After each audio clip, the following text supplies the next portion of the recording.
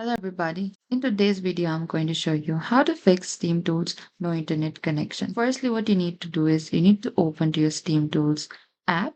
And after that, you can also check the internet connection over here on the bottom. And you can simply turn off and toggle it on. And general network troubleshooting steps used in Steam error guides. Or you can also restart your router or modem if pages are slow or not loading.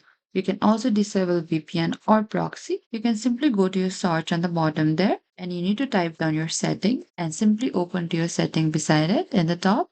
And from here in the left hand side, there's an icon for the network and internet. Click over here and you need to select this proxy on the bottom and make sure the proxy is off. If it's turned on, simply click onto this icon beside it. And Steam connection often fail its traffic is routed incorrectly as well. And that is it. This is how you can fix the SteamTools no internet connection error. Thank you for watching this video. I hope this video was helpful.